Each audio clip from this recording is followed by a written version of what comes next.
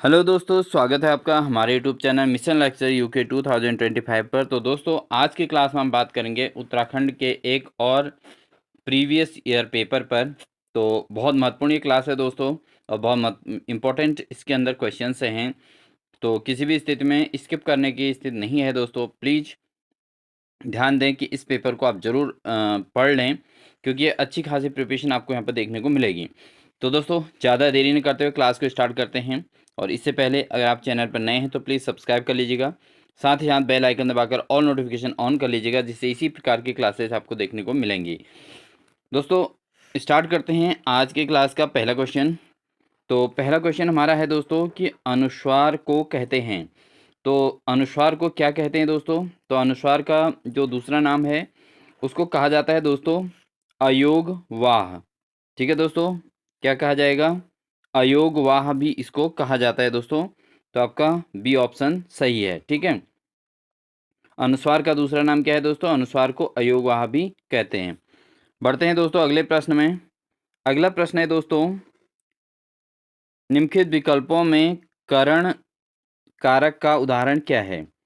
तो ऑप्शन है आपके पास, राजा ने भिखारी को दान दिया, बच्चा पतंग उड़ाता है, और बढ़ई लकड़ी से मेज बनाता है, और खान से हीरे निकलते हैं। तो इन विकल्पों में से करण कारक का उदाहरण क्या है? तो दोस्तों, आपने पढ़ा होगा, कर्ता ने कर्म से करण को अपादान के लिए। तो इस तरीके से आपने कारक पढ़े होंगे। तो यहाँ पर जो इसका सही आंसर है दोस्तों, वो है आपका सी, यानी कि बढ़ई लकड़ी से मेज बनाता है। तो करण कारक में क्या होता है? से का यूज़ होता है दोस्तों। तो किससे बनाता है? बढ़ई लकड़ी से मेज बनाता है। तो ये करण कारक का उदाहरण है। ठीक है, करण से, कर्ता ने कर्म को करण से होता है दोस्तों। तो जहाँ पर से का यूज़ होता है वहाँ पर करण कारक होता है। तो ये आपका करण कारक का एग्जाम्पल सही बैठता है। बढ़ते हैं दोस्तों अगले प्रश्न में। अगला प्रश्न है, निम्नलिखित में से उत्क्षिप्त व्यंजन कौन सा है? तो उत्क्षिप्त व्यंजन का उदाहरण आपने देखना है दोस्तों। ऑप्शन ए है टॉ ठॉ, बी है डॉ ढॉ, और सी है जौ फौ, और डी है ढौ अणो। तो उत्क्षिप्त व्यंजन कौन सा है दोस्तों? आपको सही आंसर पता चल गया होगा दोस्तों। तो इसका जो सही आंसर है दोस्तों वह है बी, यानी कि डॉ और ढौ। डॉ और ढौ क्या हैं? उत्क्षिप्त व्यंजन है दोस्तों। कैसे व्यंजन है? उत्क्षिप्त व्यंजन है दोस्तों। ठीक है, बढ़ते हैं अगले प्रश्न में दोस्तों। अगला प्रश्न है, उच्चारण शब्द का संधि विच्छेद क्या है? उच्चारण शब्द का संधि विच्छेद क्या है दोस्तों? ऑप्शन है उच्चाधन चरण, उच्च धन चारण, उत धन चारण, या उच्चारण। तो उच्चारण शब्द का जो सही संधि विच्छेद है दोस्तों, वह है आपका ऑप्शन नंबर सी, यानी कि उत धन चारण। तो उत धन चारण मिलके बन जाता है उच्चारण। ठीक है दोस्तों, ये इसका सही आंसर है। बढ़ते हैं दोस्तों अगले प्रश्न में। अगला प्रश्न है, द्रौपदी का चीर होना मुहावरे का अर्थ है कि द्रौपदी का चीर होना, इस मुहावरे का क्या अर्थ है दोस्तों? ऑप्शन है बढ़ा चढ़ाकर कहना, दृढ़ संकल्प लेना, या तुच्छ होना, या अत्यधिक विस्तृत होना। तो ये इसके ऑप्शन है दोस्तों, द्रौपदी का चीर होना मुहावरे का क्या अर्थ है? तो दोस्तों, इसका जो सही आंसर है वो आपका डी ऑप्शन, यानी कि अत्यधिक विस्तृत होना। तो दोस्तों, आपने महाभारत में देखा होगा द्रौपदी का चीरहरण होता है, और वहाँ पर आपने देखा होगा कि वो जो है, जो धोती होती है बहुत लंबी हो जाती है अपने आप ही। तो इस स्थिति में अत्यधिक विस्तृत होना इसका सही आंसर होगा। ठीक है दोस्तों, बढ़ते हैं अगले प्रश्न में। अगला प्रश्न है, निम्नलिखित में से महादेवी वर्मा की रचनाओं के प्रकाशन का सही क्रम क्या है? तो महादेवी वर्मा के रचनाओं का जो सही क्रम है दोस्तों, इस पर हम सीधे सही आंसर पर जाएंगे। तो इसका जो सही आंसर होगा दोस्तों, वो होगा आपका बी ऑप्शन, निहार, रश्मि, नीरजा, और सांध्य गीत। ठीक है दोस्तों, ये प्रकाशन किस हिसाब से हुआ है उसका क्रम है। तो निहार जो है रचना जो है उसका पहला प्रकाशन हुआ, फिर रश्मि का हुआ, फिर नीरजा, और फिर सांध्य गीत। ठीक है, ये महादेवी वर्मा की रचनाएं हैं दोस्तों, और ये इनका सही क्रम है, निहार, रश्मि, नीरजा और सांध्य गीत। बढ़ते हैं दोस्तों अगले प्रश्न में। अगला प्रश्न है, सेना का पर्यायवाची है। तो तो सेना शब्द का जो पर्यायवाची है दोस्तों, ऑप्शन है तारक, दक्षक, कटक या घटक। तो सेना का जो सही पर्यायवाची है दोस्तों, वो है आपका सी ऑप्शन सही है। यहाँ पर कटक जो है सेना का सही पर्यायवाची शब्द है। ठीक है, कटक मीन्स सेना होता है और सेना का पर्यायवाची है कटक। बढ़ते हैं दोस्तों अगले प्रश्न में। मगही किस उपभाषा की बोली है? तो मगही किस उपभाषा की बोली है दोस्तों? ऑप्शन है छत्तीसगढ़ी, बिहारी, पूर्वी हिंदी या मालवी। तो मगही किस भाषा की बोली है दोस्तों? इसका जो सही आंसर है वो इसका आंसर है बी, यानी कि मगही जो है बिहारी भाषा की बोली है। ठीक है दोस्तों, बहुत इंपॉर्टेंट क्लास है दोस्तों, इसलिए पूरा वीडियो ज़रूर देखें, क्योंकि ये किसी एग्ज़ाम का जो है पेपर है जिसको हम सॉल्व कर रहे हैं अभी। अगला है माला फेरत जुग भया, गया न मन का फेर, कर का मन का डार के, मन का फेर। तो इसमें कौन सा अलंकार है दोस्तों? तो अलंकार आपने पढ़े होंगे दोस्तों। तो ये जो आपका जो उदाहरण है, ये माला फेरत जुग भया, गया न मन का फेर, कर का मन का डार के, मन का फेर। तो इसमें कौन सा अलंकार है दोस्तों? इसका जो सही आंसर है वह है दोस्तों आपका सी, यानी कि इसमें जो है दोस्तों यमक अलंकार है। कौन सा अलंकार है? यमक अलंकार है दोस्तों इसमें। बढ़ते हैं अगले प्रश्न में दोस्तों। अगला प्रश्न है वर्ण व का उच्चारण स्थान है। अब जो व शब्द जो जो अक्सर जो वर्ण व है दोस्तों, इसको हम जब पढ़ते हैं तो उच्चारण कैसे होता है? ओष्ठ से, यानी कि होठों से, या ओष्ठ कंठ होंठ और गले से, या दंत ओष्ठ, या कंठ और तालु। तो इनमें से किसके द्वारा वर्ण व का उच्चारण होता है? तो इसका जो सही आंसर है दोस्तों वह है आपका सही आंसर ऑप्शन नंबर सी, दंत और ओष्ठ के बीच में व का उच्चारण होता है। आप सोच सकते हैं, जब आप वर्ण की उच्चारण कर रहे हो, मुंह में वो बोल रहे हो, तो आपको कौन सी चीज़ों का यूज़ होता है? तो दांत और ओष्ठ का, होंठ का। ठीक है दोस्तों, बढ़ते हैं अगला। अगला प्रश्न है दोस्तों निम्नलिखित, 11वां प्रश्न है, निम्नलिखित में से तद्भव शब्द है। अब इनमें से तद्भव शब्द कौन सा है दोस्तों? समुद्र, शांति, ताप या काज। तो कौन सा ऑप्शन इसमें सही है जो तद्भव शब्द है? तो तत्सम और तद्भव हमारी क्लास में हो चुके हैं दोस्तों, आप बहुत आसानी से डीप तरीके से स्टडी कर सकते हैं और देख सकते हैं किस तरीके तत्सम और तद्भव होते हैं। तत्सम वो होते हैं जो संस्कृत में पूरी तरीके से सेम टू सेम आ जाते हैं, संस्कृत के शब्द हिंदी में। और तद्भव वो होते हैं जिनका जो है शब्द भ्रंश हो जाता है, यानी कि उसका बोली के हिसाब से उसको बोला जाता है। तो तद्भव शब्द इसमें कौन सा है दोस्तों? ऑप्शन है आपका डी सही है, काज यहाँ पर तद्भव शब्द है दोस्तों। ठीक है, बढ़ते हैं अगले प्रश्न में। अगला प्रश्न है निम्नलिखित में से शुद्ध वर्तनी युक्त शब्द है। तो इनमें से शुद्ध वर्तनी वाला शब्द कौन सा है? तरुच्छाया, तरुछाया, तरुच्छा या तरुच छाया। तो कौन सा ऑप्शन शुद्ध है वर्तनी के दृष्टिकोण से दोस्तों? तो इसका जो शुद्ध रूप है दोस्तों वह है आपका ए, तरुच्छाया। क्या है दोस्तों? तरुच छाया। ठीक है, आधा चौर रहेगा, बाकी छाया पूरा रहेगा, और तरु छाया। ठीक है दोस्तों, तरुच छाया। तो ये शुद्ध रूप है, शुद्ध वर्तनी है। बाकी तरु छाया, तरु छाया या तरुच छाया, ये तीनों अशुद्ध हैं दोस्तों। तो आप इसको अच्छे से देख लें और अपना यहाँ पर एग्जामिन कीजिए दोस्तों, अपने आप को टेस्ट भी कीजिए क्योंकि ये 50 क्वेश्चंस की सीरीज है दोस्तों, बहुत अच्छा खासा आपका यहाँ पे से प्रिपरेशन मिल जाएगा इसलिए आप बिल्कुल भी इसकी स्किप ना कीजिए। अगला है दोस्तों निम्नलिखित में से शैलेश मटियानी की रचना नहीं है। तो कौन सी रचना शैलेश मटियानी की नहीं है? ऑप्शन है आकाश कितना अनंत है, सर्पगंधा, या 52 नदियों का संगम, या एक सड़क 57 गलियां। तो कौन से इसमें से शैलेश मटियानी की रचना नहीं है? तो इसका जो सही आंसर है दोस्तों वह है डी, एक सड़क 57 गलियां। ये शैलेश मटियानी की रचना नहीं है। बाकी आकाश कितना अनंत है, ये शैलेश मटियानी की रचना है। सर्पगंधा शैलेश मटियानी की रचना है। 52 नदियों का संगम ये भी शैलेश मटियानी की ही रचना है। लेकिन एक सड़क 57 गलियां ये शैलेश मटियानी की रचना नहीं है दोस्तों। बढ़ते हैं अगले प्रश्न में। अगला प्रश्न है दोस्तों, अधोगति में उपसर्ग है, तो अधोगति में कौन सा उपसर्ग है? ऑप्शन है अध, अधो, अधः या गति। तो अधोगति में कौन सा उपसर्ग है दोस्तों? इसका जो सही आंसर है दोस्तों वह है अधः। ठीक है दोस्तों, अधोगति अगर लिखेंगे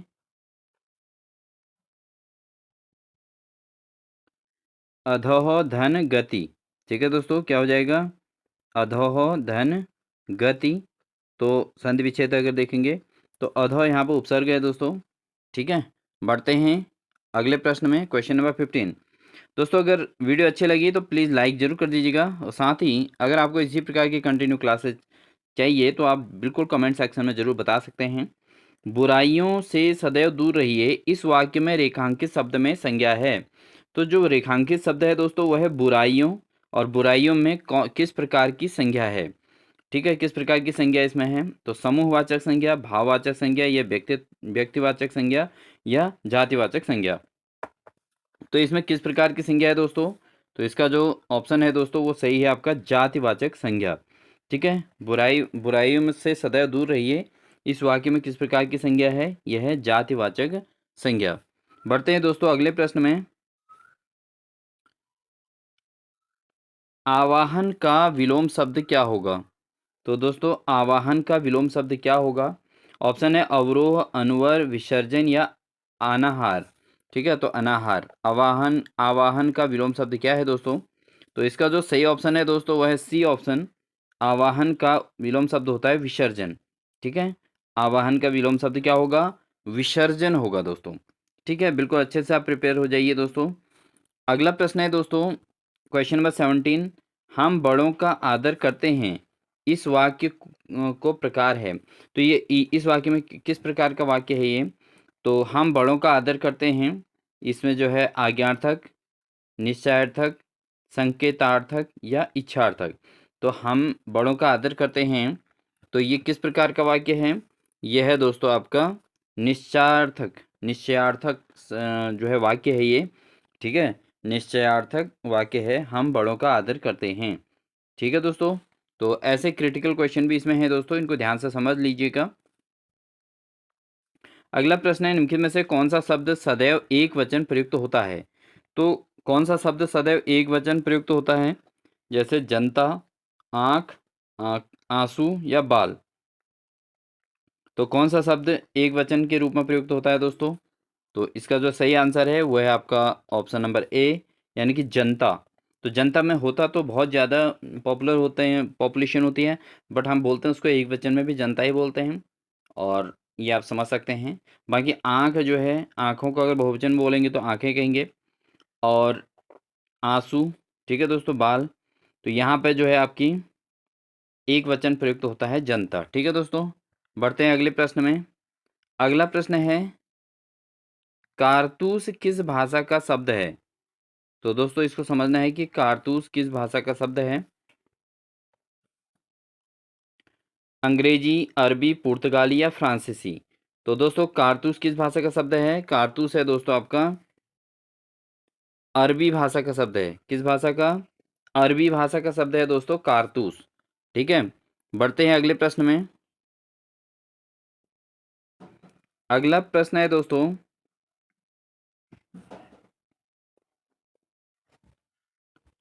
असूर्य पर्श्या, असूर्य पश्या शब्द का अर्थ है। तो असूर्य पश्या शब्द का क्या अर्थ है? तो ऑप्शन है, जिसे सूर्य भी ना देखे, जिसका सूर्य भी स्पर्श न कर सके, ऐसा पर्दा जिसे सूर्य भी न भेज सके, या सूर्य की ओर मुख किए हुए। तो असूर्य पश्या का अर्थ क्या है दोस्तों? तो इसका जो सही आंसर है दोस्तों, इसका आंसर है बी, जिसका सूर्य भी स्पर्श न कर सके। ठीक है दोस्तों, तो यहाँ पर आप समझ सकते हैं असूर्य पश्या शब्द है, तो इसका अर्थ है जिसका सूर्य भी स्पर्श न कर सके। बढ़ते हैं दोस्तों अगले प्रश्न में। निम्न में से भू आबद्ध पतन है। तो भू आबद्ध जो पतन है दोस्तों कौन सा है? मुंबई, कोलकाता, विशाखापट्टनम, या चेन्नई। तो यहाँ पर इसका जो सही आंसर है दोस्तों वह है आपका डी ऑप्शन सही है, यानी कि जो भू आबद्ध पतन है दोस्तों वह है चेन्नई। ठीक है दोस्तों, ये हमारे सामान्य ज्ञान के क्वेश्चन हैं। 21 से और 20 तक हिंदी के क्वेश्चन थे दोस्तों।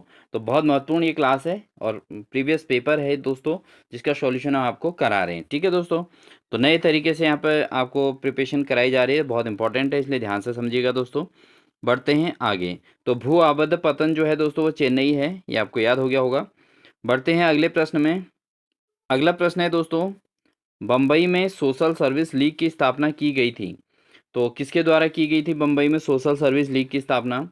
एम मालवारी ने और एन एम जोशी ने या के कर्वे ने या डी मंचाराम ने? तो यहाँ पर जो सही आंसर है दोस्तों वह आपका बी ऑप्शन सही है।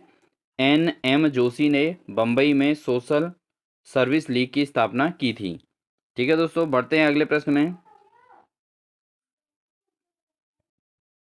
अगला है, अरुण जखमोली किस खेल से संबंधित हैं?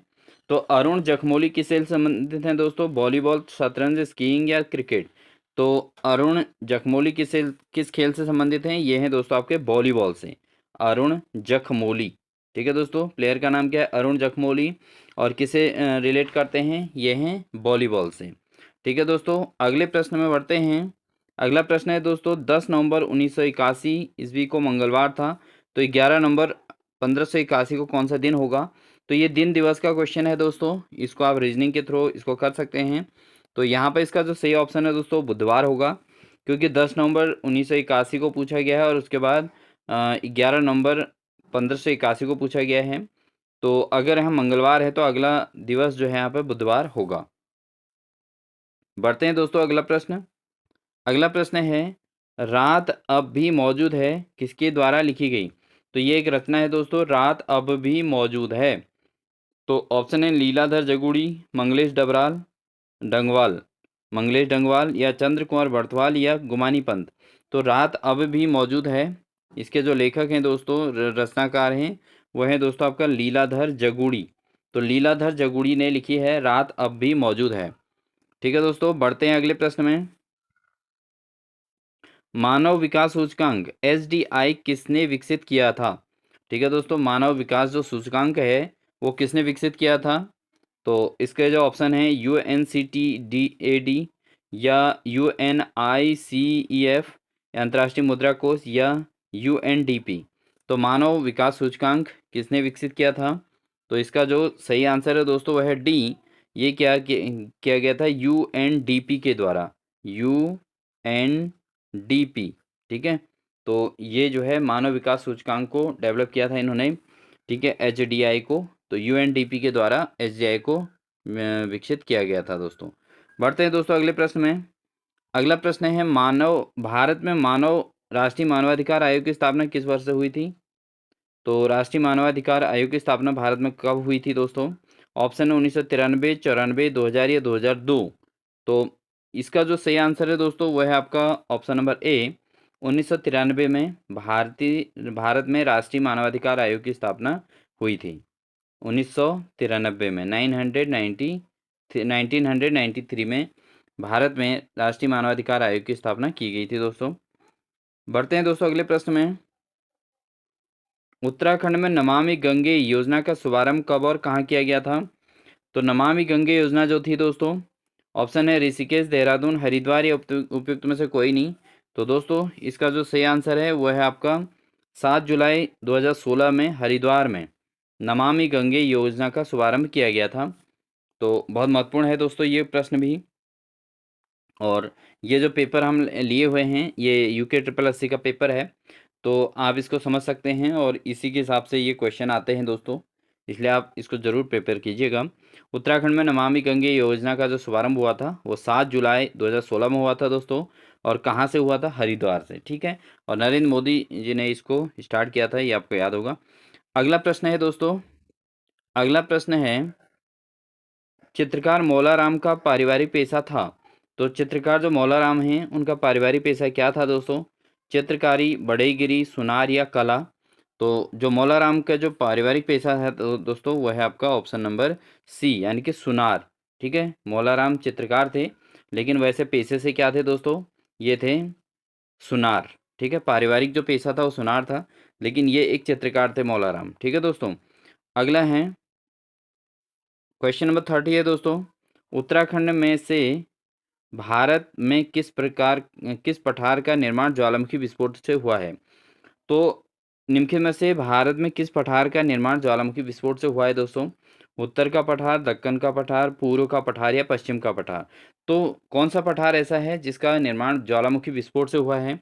तो इसका जो सही आंसर है दोस्तों वह है बी, यानी कि दक्कन का पठार जो है वो ज्वालामुखी के विस्फोट से हुआ है दोस्तों। ठीक है, बढ़ते हैं अगले प्रश्न में।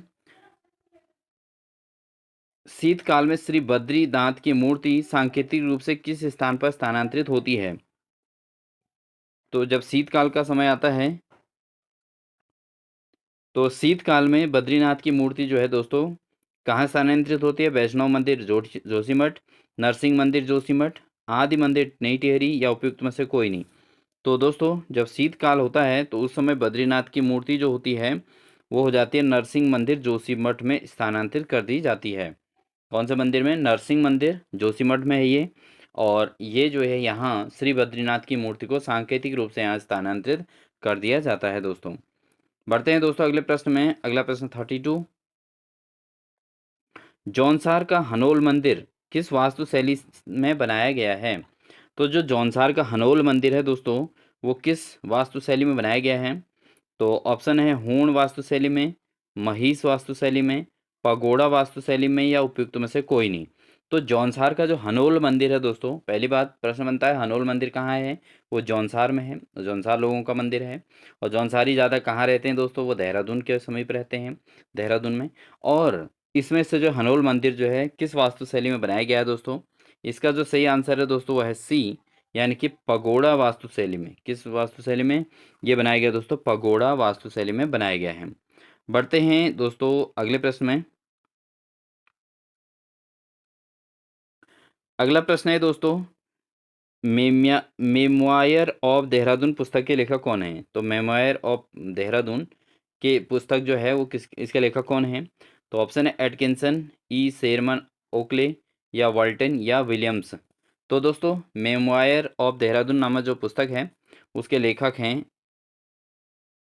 GRC Williams. ठीक है, मेमोयर ऑफ देहरादून। ठीक है, मेमोयर ऑफ देहरादून के लेखक हैं GRC विलियम्स। ठीक है दोस्तों, बढ़ते हैं अगले प्रश्न में।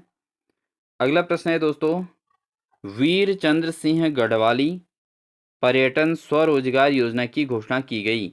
तो वीर चंद्र सिंह गढ़वाली जो पर्यटन स्वरोजगार योजना है इसकी घोषणा कब की गई थी दोस्तों? 1 जून 2001, 2002, 1 सितंबर 2002 या 1 अक्टूबर 2002 में। तो दोस्तों वीरचंद सिंह गढ़वाली पर्यटन स्वरोजगार योजना की जो घोषणा की गई थी वो की गई थी 1 जून 2002 में। 1 जून 2002 में की गई थी वीरचंद सिंह गढ़वाली पर्यटन स्वरोजगार योजना की घोषणा। ठीक है दोस्तों, बढ़ते हैं अगले प्रश्न में। अगला प्रश्न है दोस्तों, बजट 2018-19 ईस्वी में किसकी खेती को हरित स्वर्ण कहा गया? तो दोस्तों इंपॉर्टेंट क्वेश्चन है, बार बार क्वेश्चन ये पूछे जाते हैं दोस्तों, रिपीटिंग क्वेश्चन है और ये पेपर भी आपका UKSSC के द्वारा ऑर्गेनाइज पेपर है। तो इसलिए इसमें उत्तराखंड और GK GS से संबंधित क्वेश्चन दोस्तों सभी प्रकार के एग्जाम में ऐसे ही आते हैं। तो इसमें कोई ऐसी दो राय नहीं कि आपको किस पेपर को पढ़ रहे हैं और आप सोच रहे हैं कि हम बड़े लेवल का एग्ज़ाम तैयार कर रहे हैं। बिल्कुल नहीं, यहाँ पर आपने कुछ भी नहीं सोचना है। आप इसको लेक्चरर के प्रिपरेशन में भी यूज़ करते हैं, पॉलिटेक्निक प्रवक्ता के स्क्रीनिंग के लिए भी कर सकते हैं। इसके अलावा UKSSC के जो भी एग्ज़ाम हो रहे हैं, व्यक्तिगत सहायक, कनिष्ठ सहायक, उत्तराखंड पुलिस, सबके लिए ये पेपर कॉमन है दोस्तों, क्योंकि ये पेपर UKSSC का GK GS का क्वेश्चन पेपर है। तो आप इसको बिल्कुल स्किप ना करें दोस्तों। ठीक है, तो 2018-19 ईस्वी में किसकी खेती को हरित स्वर्ण कहा गया है? तो इसका जो सही आंसर है दोस्तों वह है आपका बांस की खेती। बांस की खेती को हरित स्वर्ण कहा जाता है दोस्तों। जो बांस की खेती की जाती है उसको हरित स्वर्ण कहा जाता है, काफ़ी महंगा ये जाता है दोस्तों। धान की खेती दोस्तों ये तो कुछ ही समय के लिए होते हैं, मक्के की खेती भी, गेहूं की खेती भी, ये तो एक सीजन में जो है इसको काट दिया जाता है फिर से उगाना होता है। बट हरित स्वर्ण जो है बांस की खेती है, क्योंकि इसके एक बार जहाँ पर ये पेड़ हो जाता है तो उसके बाद इसके लगातार ब्रांचेज, मतलब इसकी नए नए कोपलें आती रहती हैं। अगला प्रश्न है दोस्तों, गंगोत्री का गंगा माता मंदिर बनवाया। तो गंगोत्री का जो गंगा माता मंदिर किस राजा ने बनाया था, किस शासक ने बनाया था? सुदर्शन शाह, कीर्ति शाह, अमर सिंह थापा या प्रताप शाह ने? तो दोस्तों इसका जो सही आंसर है वह है अमर सिंह थापा ने इसको बनाया था। गंगोत्री का गंगा माता मंदिर अमर सिंह थापा ने बनवाया था दोस्तों। तो बहुत महत्वपूर्ण प्रश्न है, समझ सकते हैं दोस्तों। अगला प्रश्न है हमारा, उत्तराखंड हिल स्टेट काउंसिल की स्थापना किस वर्ष में हुई थी? तो उत्तराखंड हिल स्टेट काउंसिल की जो स्थापना की गई थी वो किस वर्ष में हुई थी दोस्तों? 1967, 1973, 1979 या 1976? तो उत्तराखंड हिल स्टेट काउंसिल की जो स्थापना की गई थी दोस्तों वो की गई थी 1973 में। कब की गई थी? 1973 में। ठीक है दोस्तों, बढ़ते हैं दोस्तों अगले प्रश्न में। अगला प्रश्न हमारा है, वैदिक कालीन उत्तराखंड में किस जन का शासन था? तो जब वैदिक कालीन उत्तराखंड के समय में किस जन का शासन था दोस्तों? पुरु, पांचाल, त्रित्सु या अज? तो वैदिक काल की बात कही गई है दोस्तों, तो यहाँ पर जो इसका सही आंसर है दोस्तों वह है त्रित्सु। त्रित्सु, ठीक है दोस्तों, त्रित्सु, त्रि आधा तो फिर सु। ठीक है दोस्तों, त्रित्सु जन का जो है शासन था वैदिक कालीन उत्तराखंड में। बढ़ते हैं दोस्तों अगले प्रश्न में। अंतरिक्ष यान जूनो, जो अंतरिक्ष यान है जूनो का संबंध किस ग्रह से है दोस्तों? ऑप्शन है शनि, मंगल, शुक्र या बृहस्पति। ठीक है, तो सामान्य ज्ञान का प्रश्न है दोस्तों, जो अंतरिक्ष यान है जूनो का संबंध किस ग्रह से है? तो इसका जो सही आंसर है दोस्तों वह है आपका बृहस्पति। ठीक है, जो अंतरिक्ष यान जूनो है उसका संबंध किससे है? बृहस्पति नामक ग्रह से है दोस्तों। बढ़ते हैं अगले प्रश्न में दोस्तों। अगला प्रश्न है, झालीमाली देवी की पूजा पद्धति की पांडुलिपि का पता लगाया। तो जो झालीमाली देवी हैं उनके पूजा पद्धति की जो पांडुलिपि है उसका पता किसके द्वारा लगाया गया? ऑप्शन है राजेंद्र प्रसाद बलौनी, डॉक्टर यशवंत सिंह कठौच या महेश्वर प्रसाद जोशी या बद्रीदत्त पांडे। तो झालीमाली देवी की पूजा पद्धति की जो पांडुलिपि थी उसका पता लगाया गया था दोस्तों, वो लगाया गया था डॉक्टर यशवंत सिंह कठोच के द्वारा। किसके द्वारा दोस्तों? कठोच के द्वारा लगाया गया था झालीमाली देवी की पूजा पद्धति की पांडुलिपि का पता। ठीक है दोस्तों, अगला प्रश्न है, हमेल है, हमेल है, हमेल क्या है दोस्तों? ये एक पहनावा है दोस्तों। सिक्कों की बनी गले में पहनने वाली माला, या सिक्कों का बना कमर का कमरबंद, या एक प्रकार का बाजूबंद, या पैरों का आभूषण। तो हमेल क्या है दोस्तों? हमेल है दोस्तों सिक्कों की बनी गले में पहनने वाली माला। तो जो है जो लोग पहनते हैं इसको दोस्तों, सिक्कों की बनी हुई जो गले में पहनने वाली एक माला होती है उसको क्या कहा जाता है दोस्तों? हमेल। क्या शब्द है इसके लिए? हमेल शब्द है दोस्तों।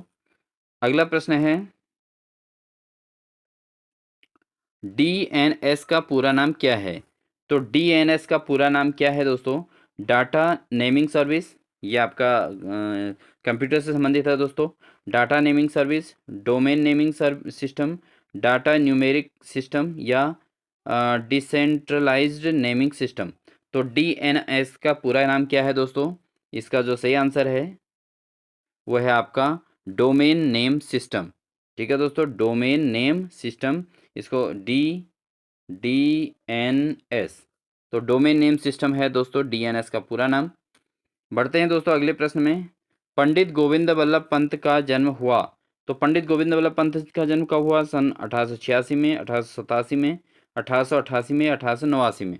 तो गोविंद वल्लभ पंत का जो जन्म हुआ था दोस्तों वो हुआ था 1887 में, 1887 में गोविंद वल्लभ पंत का जन्म हुआ था दोस्तों। बढ़ते हैं दोस्तों अगले प्रश्न में। तो यहाँ पर कुछ ऑप्शन दिए गए हैं दोस्तों, ये डायग्राम दिए गए हैं। तो इसमें कह रहे हैं कि प्रश्नवाचक चिन्ह के स्थान पर क्या आएगा? तो इसको आप समझ सकते हैं दोस्तों, इसको ध्यान से समझिएगा। तो इसमें आपको ये आकृतियाँ दी गई हैं, इसको आप देखिए अच्छे से। और इसका जो सही आंसर है दोस्तों वो है आपका सी वाला ऑप्शन इसमें सही है, क्योंकि यहाँ पर जो डायग्रामेटिक इसका चेंज आएगा, पहले ई है फिर इस तरीके से बन जाता है, और फिर अगर ये ऐसे बन के एक कम हो जाए, एक इसमें जो है इस तरीके से और एम बन जाए, और उसके बाद फिर एफ आ जाए। ठीक है, एफ के साथ क्या आएगा दोस्तों? जैसे ई से बीच का डंडा हट के दूसरी साइड चले गया, तो ऐसे ही इसमें भी क्या हो जाएगा दोस्तों? एफ का जो है अपोजिट यहाँ पर बीच वाला जो है वो दूसरी साइड को चले जाएगा। तो ये ऑप्शन सी इसका सही आंसर है दोस्तों, वो यहाँ पर लगेगा। ठीक है दोस्तों, बढ़ते हैं अगले प्रश्न में। अगला प्रश्न है दोस्तों, टिहरी के परमार वंश के 55वें राजा का नाम क्या है? तो टिहरी में जो परमार वंश चला था दोस्तों, उसमें जो 55 नंबर पे जो राजा बने थे, ऑप्शन है महीपति, प्रद्युम्न शाह, बलभद्र शाह या सुदर्शन शाह। तो दोस्तों कौन बने थे? तो इसका जो सही आंसर है वो है आपका डी, सुदर्शन शाह जो है 55वें राजा थे टिहरी में परमार वंश के। ठीक है दोस्तों, बढ़ते हैं दोस्तों अगला प्रश्न।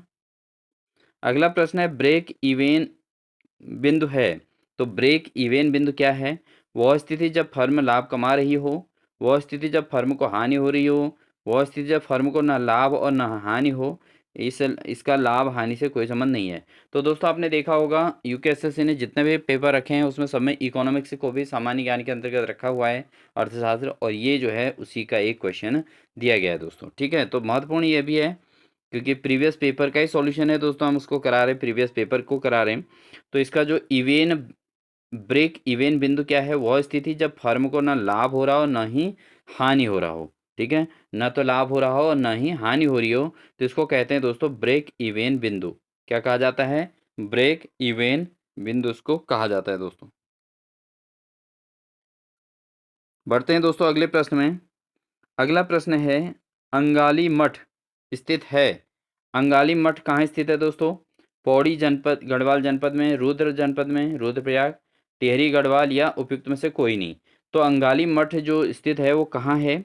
तो इसका जो सही आंसर होगा दोस्तों वो होगा आपका ऑप्शन नंबर सी, यानी कि टिहरी गढ़वाल जनपद में। तो जो अंगाली मठ है दोस्तों वो कहाँ है? टिहरी गढ़वाल में है एक मठ जिसका नाम है अंगाली मठ। ठीक है दोस्तों, बढ़ते हैं अगले प्रश्न में। अगला प्रश्न है दोस्तों चौथा खलीफा जिसकी हत्या कूफा के मस्जिद में हुई थी वह कौन था? तो जो खलीफा शासक जो थे, चौथा खलीफा जिसको कहा जाता है जिसकी हत्या कूफा के मस्जिद में हुई थी वो कौन था? अबू बकर, उस्मान, अली या उमर। तो चौथा खलीफा जिसकी हत्या कूफा के मस्जिद में हुई थी तो उसका नाम क्या था दोस्तों? वो था आपका अली। क्या था दोस्तों? अली ऐसा चौथा खलीफा जिसकी हत्या कूफा के मस्जिद में हुई थी। बढ़ते हैं दोस्तों अगले प्रश्न में। अगला प्रश्न है 11 बजे घंटे तथा मिनट की सुई के बीच का कोण कितना होगा दोस्तों?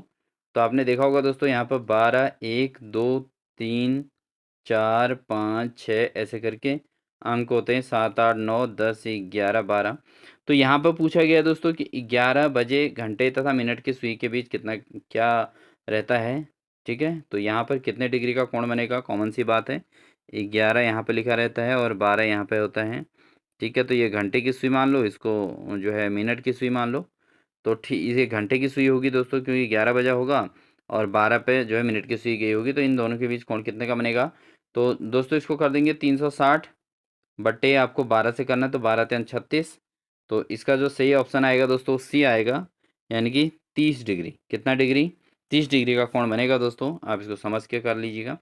अगला प्रश्न है दोस्तों उत्तराखंड या उत्तरांचल में नई औद्योगिक नीति की घोषणा की गई। तो उत्तरांचल में नई औद्योगिक नीति की घोषणा कब की गई थी? ऑप्शन है 8 जुलाई 2001, 8 जून 2002, 8 जून 2003 या 8 जून 2001। तो दोस्तों इसका जो सही आंसर है वो है आपका ऑप्शन नंबर ए, यानी कि 8 जुलाई 2001 को उत्तरांचल यानी कि उत्तराखंड में नई औद्योगिक नीति की शुरुआत हुई थी 2001 में। ठीक है दोस्तों, बढ़ते हैं अगले प्रश्न में। सब ये जो है पेपर के हिसाब से बहुत महत्वपूर्ण क्वेश्चन है दोस्तों, क्योंकि प्रीवियस पेपर ही ये सॉल्व हो रहा है और बहुत महत्वपूर्ण है। और क्लास अच्छी लगे तो बिल्कुल इसको लाइक जरूर कर दीजिएगा दोस्तों। कृषि मंत्रालय के अनुसार वर्ष 2017-18 में भारत का कुल खाद्यान्न उत्पाद था। तो कृषि मंत्रालय के अनुसार जो 2017-18 में भारत के कुल खाद्यान्न उत्पाद कितना था दोस्तों?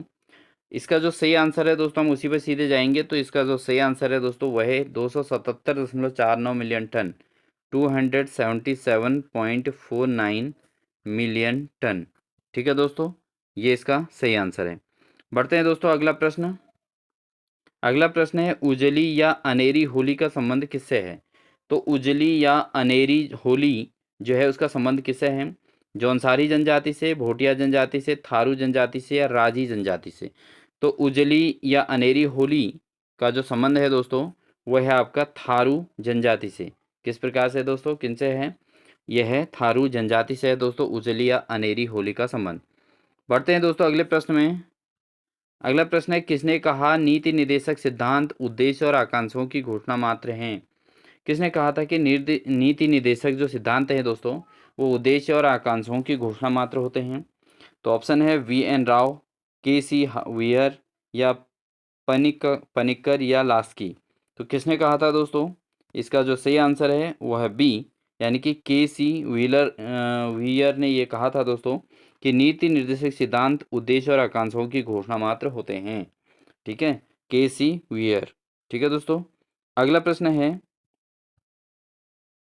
लोकताल झील किस राज्य में स्थित है? तो लोकताल झील किस राज्य में स्थित है? ऑप्शन है केरल, मणिपुर, उत्तराखंड या राजस्थान। तो दोस्तों जो लोकताल झील है वो कहाँ स्थित है? वो है आपका मणिपुर में। कहाँ है दोस्तों? मणिपुर में है लोकताल झील। ठीक है दोस्तों, अगला प्रश्न हमारा, नेपाल व ईस्ट इंडिया कंपनी के बीच युद्ध कब हुआ था? तो नेपाल और ईस्ट इंडिया कंपनी के बीच जो युद्ध हुआ था दोस्तों, वो कब हुआ था? ऑप्शन है 1816, 1814, 1815 या 1817। तो ये जो है नेपाल और ईस्ट इंडिया के बीच का जो युद्ध हुआ था दोस्तों, वो हुआ था 1814 में। कब हुआ था? 1814 में हुआ था दोस्तों। ऑप्शन बी इसका सही होगा। बढ़ते हैं दोस्तों अगले प्रश्न में। अगला प्रश्न है, मेसोपोटामिया के हथियार बने थे। तो जो मेसोपोटामिया के जो हथियार बने थे वो किस चीज़ से बने थे? ऑप्शन है कांसा, लोहा, जस्ता या तांबा। तो मेसोपोटामिया के जो हथियार बने थे दोस्तों, वो किस चीज़ से बने थे? वो बने थे दोस्तों आपके तांबे से। किससे बने थे दोस्तों? तांबे से ये हथियार बने थे। मेसोपोटामिया के समय के जो हथियार बने थे वो तांबे मेटल से जो है बनाए गए थे। तो ये थी दोस्तों आज की हमारी क्लास, जिसके अंतर्गत हमने एक प्रीवियस ईयर पेपर को जो है इसके 60 क्वेश्चंस को यहाँ पर सॉल्व किया है। तो बहुत महत्वपूर्ण ये क्लास थी दोस्तों। आप अगर चैनल पर नए हैं तो प्लीज़ इसी प्रकार की क्लास के लिए चैनल को सब्सक्राइब कर लीजिएगा दोस्तों, और बेल आइकन दबाकर ऑल नोटिफिकेशन ऑन कर लीजिएगा, जिससे इसी प्रकार की महत्वपूर्ण क्लास आपको देखने को मिलेगी लगातार। और साथ ही दोस्तों हमारे इस क्लास की प्लेलिस्ट में जाकर आप देख सकते हैं, हमने उत्तराखंड से संबंधित सभी टॉपिक्स लगभग कवर किए हैं प्रवक्ता स्क्रीनिंग के लिए। और PCS प्री, व्यक्ति सहायक, कनिष्ठ सहायक और उत्तराखंड से संबंधित समूह गौ के सभी एग्जाम्स के लिए उत्तराखंड का सिलेबस वही रखा गया है। तो सभी के लिए क्लास इंपॉर्टेंट है। साथ ही साथ प्रवक्ता स्क्रीनिंग के लिए हमने हिंदी की क्लासेज और सिलेबस के अकॉर्डिंग लगातार हिंदी की क्लासेज आपको देखने को मिल रही हैं। आप प्ले लिस्ट में जाके प्रवक्ता स्क्रीनिंग हिंदी के लिए आप सिलेबस देख सकते हैं दोस्तों, और उसके क्वेश्चन टॉपिक्स को स्टडी कर सकते हैं। और साथ ही दोस्तों अगर चैनल पर नए हैं तो प्लीज़ सब्सक्राइब कर लें, बेल आइकन दबाकर ऑल नोटिफिकेशन ऑन कर लें। वीडियो अच्छे लगे तो लाइक ज़रूर कीजिएगा। मिलते हैं इसी क्लास के साथ एक अच्छी और बेहतरीन क्लास के साथ दोस्तों। तब तक के लिए take care and bye bye.